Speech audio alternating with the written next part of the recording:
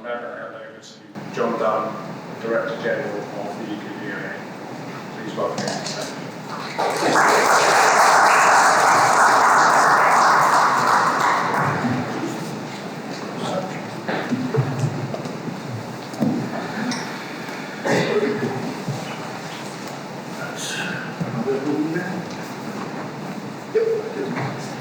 Well, good morning. My name is John Dunne, the Director General of the UK Vaping Industry Association, and I'd like to thank Aquavape for the kind invitation to come and speak with you this year. As we go into 2026, I'm pleased to present an update on the UKVIA Industry Association's market status and the political landscape that we now face. The last 18 months have been marked by significant changes and challenges, but we remain optimistic for the future. So we'll take a look at 5 key areas: a market update and forecast, which I'll keep brief, the current political situation, legislation risks, new taxes, and what has the association been doing.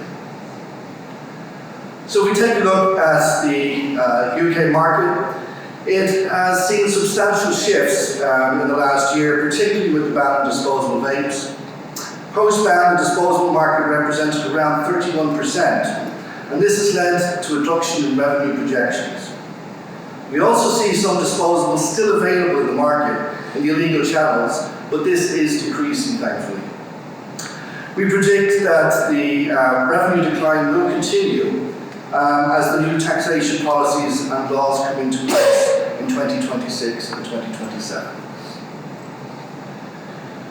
So what are these changes looking like in the marketplace? As we look at a snapshot of the amount and makeup of products carried by the top online retailers, the transition towards pre-filled, rechargeable pods is complete, and we see a slight decline in the number of products being carried, but this could be caused by some brands being a little slow or inconsistent in initially making their pods available. I would also expect to see further changes in the amount and quantities of different products being carried across the marketplace once the new duty comes into effect and retailers figure out how to deal with the higher cost of carrying goods. On a side note, this inconsistency is availability of pods in the marketplace could produce issues with trading standards from a compliance perspective, and it certainly is a discussion that I'm hearing more and more in those circles. Now some good news. The Office of National Statistics reports a continued decline in smoking rates, with e-cigarette use surpassing traditional smoking for the first time ever. This is a positive development and something the industry should be immensely proud of. It also is an indication that more people are turning to less harmful alternatives. A new National agent just released this week shows that 1 million people quit smoking last year, many using vaping. However, we face major legislative threats: the Tobacco and Vapes Bill and taxes.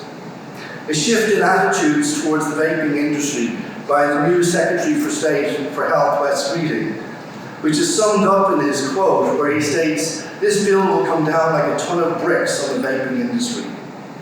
These developments will undoubtedly shape the regulatory and commercial environment for years ahead. We've also seen the impact of the disposable ban, which went into effect recently, trying to solve 3 key things.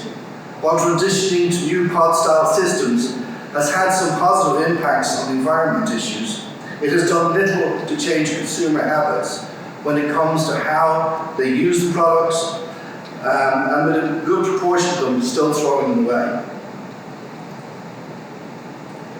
The Tobacco and Vapes Bill is currently progressing through Parliament, and it introduces several key measures, including a generational smoking ban, retail licensing, and stricter advertising regulations. The bill also proposes the creation of vape-free zones and new product and packaging regulations. These developments will undoubtedly shape the regulatory and commercial environment for years ahead, not only in the UK, but potentially globally. As you can see in this survey, data on public opinion is largely supportive of these measures. A significant majority back the government's smoke-free 2030 ambition and the proposed age restrictions on tobacco sales. This gives the government the confidence to be aggressive in their stance.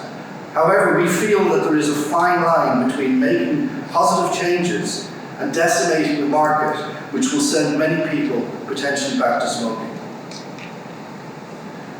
The bill introduces a ban on selling tobacco to individuals born on or after the 1st of January 2009, creating a smoke-free generation. It also introduces new regulations for vaping products, where it is prohibited to sell any vaping products, whether it contains nicotine or not, to a child under the age of 18 years. The framework for new retail licensing system is being worked out by the government, and a proposal first suggested by the UKVIA. There will be an individual as well as a premises license, and will come with increased fines for those caught breaking the rules. We hope that we will be directly involved in the development of this programme, and would also like to see it extended beyond retailers to also include importers and wholesalers. The bill will also see major changes to advertising rules for vaping products, which will ban most types of advertising. And this is one area that we are majorly concerned about, as it allows the spread of misinformation. The bill creates the ability for the government to create vape-free areas. Now this sounds like a good idea in theory, but we also could lose the ability to do testing within stores. We've seen a huge increase in enforcement against illegal retailers and wholesalers, and we expect that to increase with trading standards hiring 64 new agents focusing on our sector. The authorities shared this video with me to show how that enforcement is going.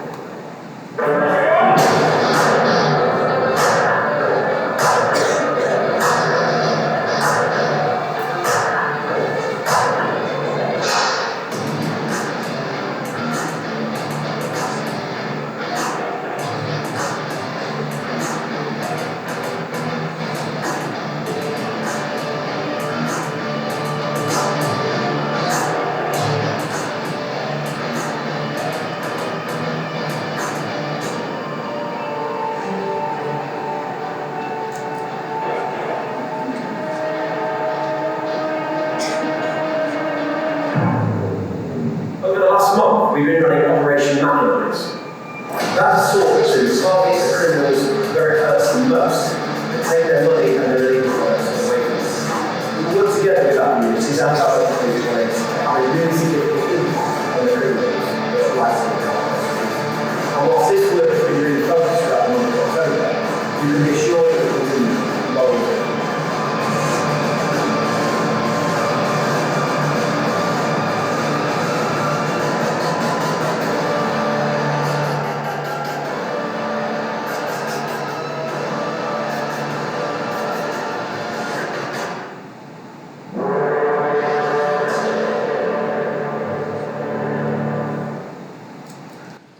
So as you can see, sometimes we don't think they're doing enough, but they really are. And we think this will continue to increase as more and more revenues become available to trading standards. But also as new taxation is brought in, the HMRC are hiring over 300 new investigators just for our industry. The bill also provides new powers for ministers to regulate all aspects of vaping product, design, packaging and presentation. This includes potential restrictions on flavours, ingredients and emissions, potential for standardised or plain packaging requirements, point of sale display controls and labelling rules. Now UKVIA is actively engaging with policymakers during the bill's committee stage to ensure that the new packaging and flavour restrictions are evidence-based and proportionate. Now all of the powers outlined in the bill can be extended to cover other nicotine products or related items such as heated tobacco, pouches, nicotine strips, etc. Now this could have a positive impact on some of the products that have sat outside of legislation and make legitimate and legal choices for adults looking to quit. Now I'll skip through a lot of this because I know Marcus is going to go into this in a lot of detail. But the vaping products duty will be coming into effect on October 1st next year, or this year, sorry. This will see a duty of £2.20 plus VAT per 10 ml of vaping liquids. And this includes anything that goes into a vape, including the separate ingredients if it is intended to be used in a vape. It will be controlled by a digital and physical tax stamp, and we're currently working with HMRC on finalising that design at the moment. And the government hope that this will raise significant revenues for them and also help curb youth uptake and make it harder for the grey market to exist. So here are some of the key dates you need to be aware of. On April 1st, 2026, the Vaping Products Duty, VPD, and the Vaping Duty Stamps, VDS, scheme will come into effect. Any business involved in the manufacture and importation of vaping products or storage of duty-suspended vaping products must apply for approval from HM Revenue and Customs to continue to operate lawfully in the UK. With only a short time until the approved registration opens, HMRC is urging all affected businesses to prepare now to avoid disruption, and approval may take up to 45 days. So I will be in contact with your compliance providers who are here today and make sure that you're all set for those changes. So what that means for businesses, basically US manufacturers of vaping products must apply for approval. Warehouse keepers will also be able to apply for the VDS scheme approval directly, and overseas manufacturers must appoint a UK representative to apply for the VDS scheme on their behalf.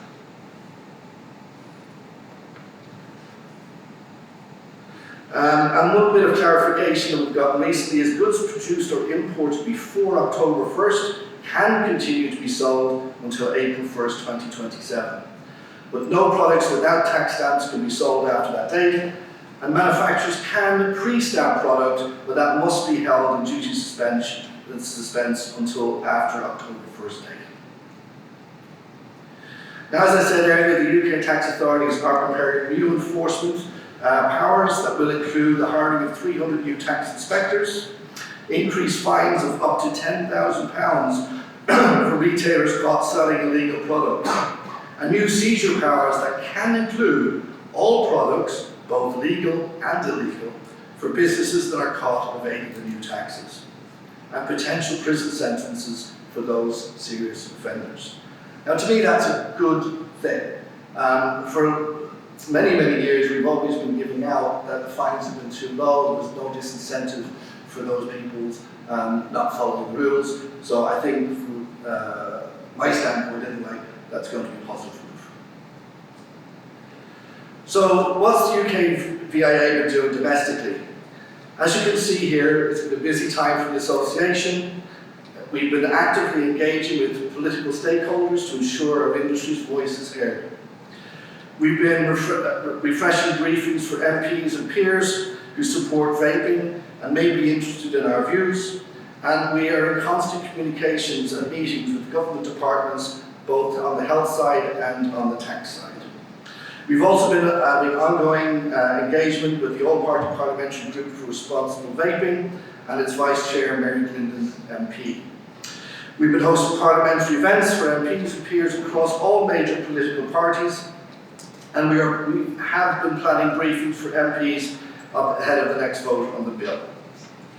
We've been offering conservative frontbench support of UKVIA measures in the bill and a new refreshed engagement plan following the bill's implementation.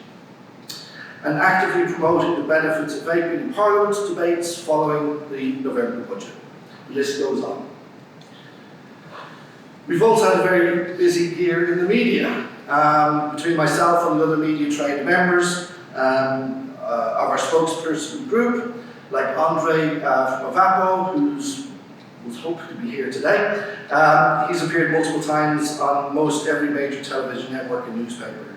In fact, we've done over 401 pieces of coverage and have over 10,000 engagements in the last 12 months.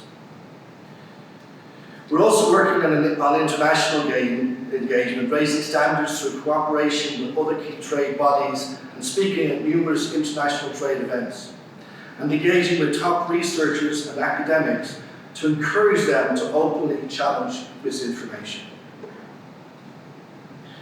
We're also running our highly successful vaping awareness month called Vape Duty, which is now going for almost a decade. And this is really our attempt to raise awareness of vaping and the benefits of making that switch. And also new for this year, we've launched 2 new initiatives, Vape Verify and Vape Watch, which is an expert-led campaign that puts flawed vape science under a microscope. Vape Verify brings together science and health experts to assess current vape research and aims to combat that misinformation that we see about vaping in the media. And Vape Watch, the first of its kind media watchdog, challenges that misinformation that we see in the media and pushes for newspapers and media outlets to change the narrative when they are proved wrong. Now this comes amid record high public misperceptions about vaping, so this is one of the key factors that's pushing us this year. So thank you, and if you have any questions, I'll be around all day. Thank you.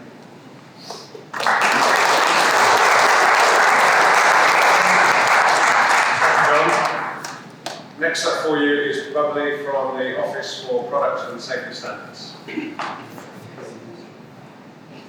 We have a round of applause.